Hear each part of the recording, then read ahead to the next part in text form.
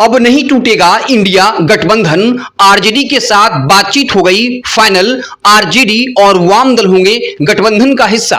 तेजस्वी यादव की मुलाकात और मीटिंग हेमंत सोरेन के साथ सीएम आवास पर हुई। इस वक्त तेजस्वी यादव जो है रेडिसन होटल में मौजूद हैं। वो अपने प्रत्याशियों के नामों को लेकर चर्चा कर रहे हैं। जल्द ही प्रेस कॉन्फ्रेंस में आरजेडी तेजस्वी यादव इस बात का ऐलान भी कर सकते हैं। कल जिस तरह की खबर आई उसके बाद ऐसी खबरें चलने लगी कि इंडिया गठबंधन जो है वो टूट जाएगा, आरजेडी इंडिया गठबंधन को नुकसान पहुंचा सकती है। मनोज झा ने बकायदा कल प्रेस कॉन्फ्रेंस कर अल्टीमेटम दिया था आज के 11 बजे तक और कहा था अगर हमें सम्मानजनक सीट नहीं मिलता है तो हम अलग चुनाव लड़ेंगे। 22 सीटों पर अपनी दावेदारी की और कहा कि 22 सीटों पर हम जो है मजबूत हैं और यह भी कहा था कि अगर 12 सीट दी जाए तो हम जो है वो गठबंधन में रहने को तैयार होंगे। लेकिन अब जो खबर निकल कर आई है आखिर कितने सीटों पर बातचीत हुई है, तो 6 सीटों को लेकर आरजेडी के साथ बातचीत फाइनल हो चुकी है। उसमें गोड्डा, देवघर, कोडरमा, चतरा, छतरपुर और हुसैनाबाद की सीट है।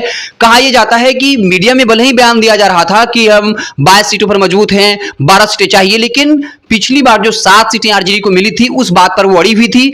एक सीट और लेकर बातचीत चल रही है, लेकिन लगभग 6 सीट पर बात जो है वो फाइनल हो गई है। आरजेडी भी तैयार है क्योंकि आरजेडी को पता है कि वो अगर अकेले मैदान में उतरती है तो एक भी सीट वो नहीं जीत पाएगी। हाँ, इतना जरूर है कि नुकसान इंडिया गठबंधन को जरूर होता, एनडीए की सरकार बनती, नहीं तो ऐसा जेएमएम चाहती है, ना कांग्रेस और ना ही आरजेडी, और इससे गलत मैसेज भी जाता।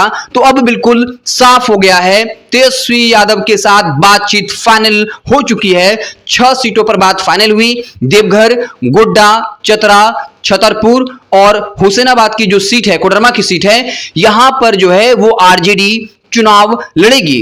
कल जिस तरह की खबरें निकल कर आई थी, जिस तरीके से बगावती तेवर आरजेडी ने अपनाए थे और ये कहा था कि हम बीजेपी को हराने के लिए कटिबद्ध हैं, लेकिन हमें सम्मानजनक सीट चाहिए, क्योंकि हमें एक तरह से सिर्फ प्रस्ताव दे दिया गया कि आपको इतनी सीटें मिलेंगी, हमसे बातचीत नहीं किया गया, सम्मान नहीं दिया गया।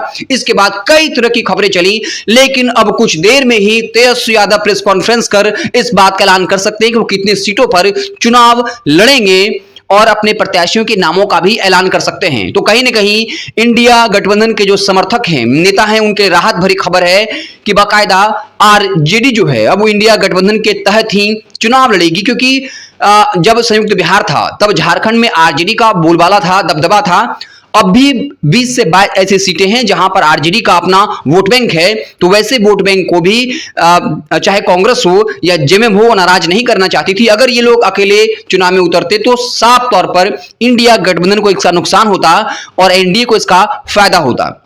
आप क्या कुछ सोचते हैं कमेंट बॉक्स में जरूर बताइएगा। आपको अगर हमारी खबर अच्छी लगी हो तो वीडियो को लाइक कर लीजिएगा, चैनल को सब्सक्राइब कर लीजिएगा। बहुत बहुत धन्यवाद।